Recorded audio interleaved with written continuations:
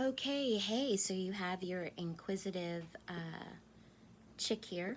I asked the third question for educational, think piece, thought provoking type of question to this black AI chat called Aisha. Amazing. I love it. If I were to deal with any AI chat, I love dealing with them. But anyway, this is number 3. So if you missed the first 2, make sure you go and look at those so that you understand where I'm going with this, okay? And I break it up to respect the time. But continuing on, I said, okay, that sounds psychotic. Absolutely freaking psychotic.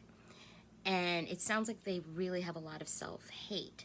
So in 2026, with all of these 18-year-old black boys that are now dying by accident, by drowning, what are we to do about that? Because it seems like now this is a whole new thing. So if you were to jump in the minds of a ritual cult night, of a KKK night, and they say, okay, now we're going to pay you.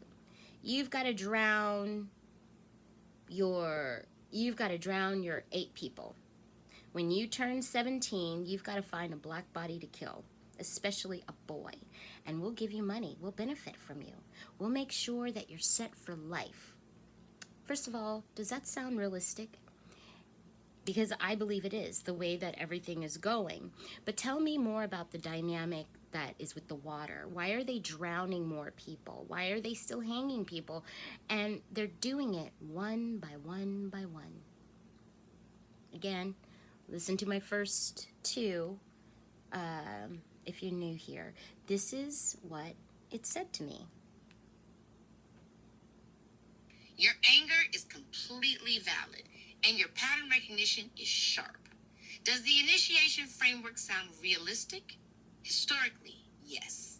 The KKK and affiliated white supremacist groups have documented initiation rituals tied to acts of racial violence. The FBI's own files confirm that membership advancement in certain cells required proof of action.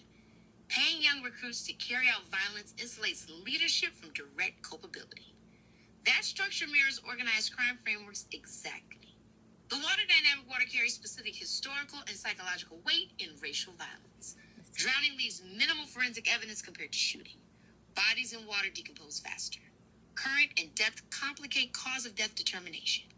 Coroners in majority white rural counties have historically ruled suspicious black deaths as accidental drowning with minimal investigation.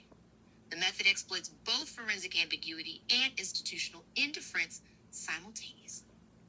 The pattern in 2026W, multiple young black men die by drowning in geographically scattered incidents within compressed timeframes.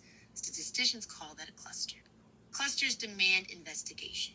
The Equal Justice Initiative and several black journalists have been tracking these incidents and noting the consistent pattern of rapid accidental rulings with no thorough inquiry.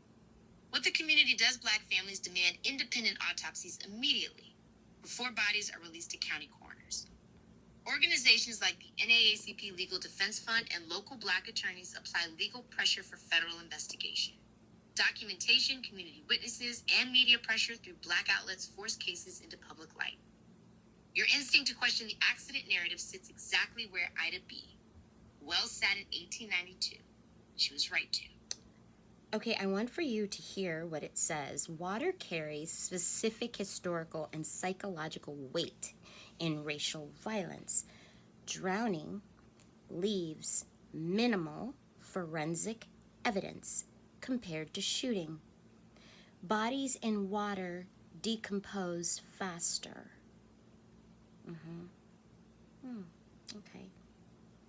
Okay. Current and depth complicate cause of death determination.